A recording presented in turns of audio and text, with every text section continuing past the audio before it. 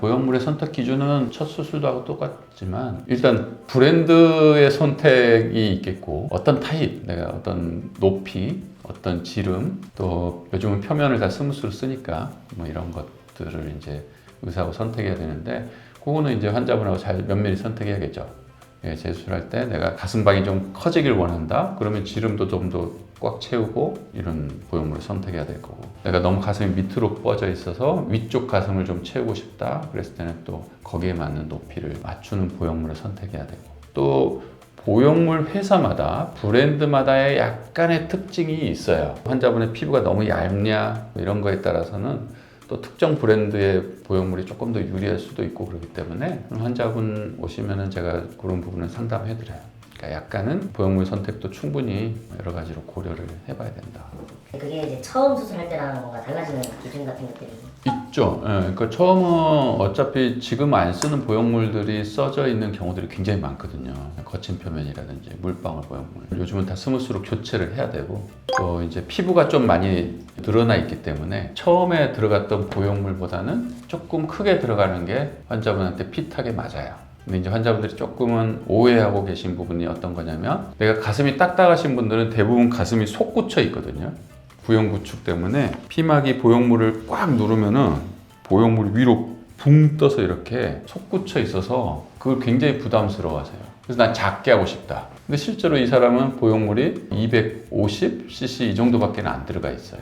근데 제가 피막을 이제 다 깨끗하게 제거를 하고 만약 250을 넣는다, 그럼 굉장히 가슴이 작아질 거예요. 나는 이것보다 조금만 작아졌으면 좋겠다라고 한다면 사실은 볼륨을 훨씬 더 크게 넣어줘야 돼요. 피부도 늘어나져 있고 지름도 좀 넓어져야 되고, 그래서 제가 대부분 예전 보형물보다 40cc 이렇게 더 크게 넣어드려도 환자분들이 보고 가슴 작아졌다고 그래요. 전에는 이제 모양이 좀 흉하게 이렇게 튀어나와 있던 게 자연스럽게 펴지면은 육안으로 보기엔 작아 보여요.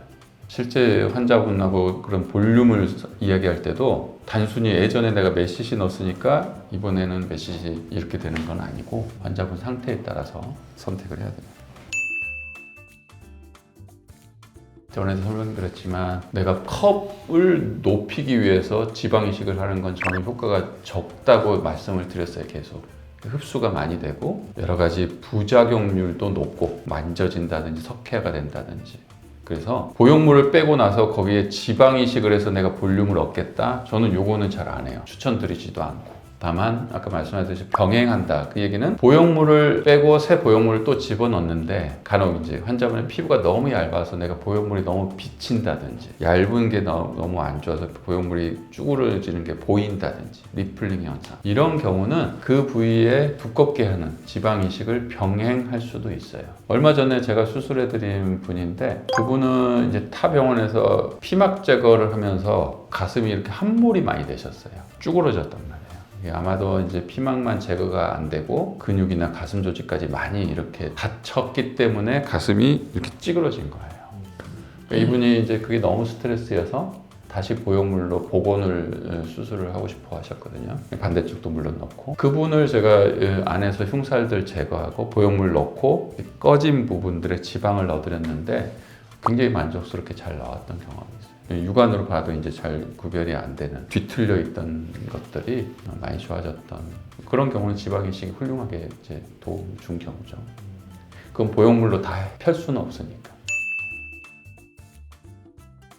제가 정말 가슴 재수를 정말 많이 하고 있고 시간 문제들은 대부분 해결해 드리려고 해요. 왜냐하면 초음파를 보고 피막 상태 보고 보형물 상태를 보면 어떤 부분을 해결해야지 이 환자분이 해결되는지를 환자분하고 충분히 상의할 수 있고 제가 가진 기술로 할 수 있다고 저는 생각하는데, 가끔 저도 봐요. 더 이상 손을 대기 힘든, 또는 손을 대서 더 좋아지지 않을 것 같은. 예를 들면 주로 이제 유방암 제거한 환자분들이 좀 그런 케이스들이 있어요. 보형물로 유방암 제거했는데 난 너무 딱딱하고 뭔가 재수술하고 싶다. 도와드리고 싶지만 이제 피부가 너무 딱딱해져 있다든지 너무 얇다든지 그런 방사선 치료도 받고 딱딱해지고 얇은 피부를 칼을 댄다는 건 굉장히 리스키하거든요. 잘못하면 피부가 괴사될 수도 있고 또 지방을 넣는다 한들 딱딱해진 피부 밑에 잘 안 들어가고 그래서 이제 개선을 많이 해드릴 수 없다 이렇게 이제 설명드리는 분도 있죠. 그러니까 그런 거는 간혹 있는 것 같아요. 그렇지만 아까도 설명드린 기본적으로 내가 아무리 딱딱하다 그냥 딱딱한 가슴이다. 난 가슴골이 너무 멀다. 비대칭이 너무 심하다. 이런 경우들은 철저한 수술 계획을 잡으면 얼마든지 좋아질 수가 있어요.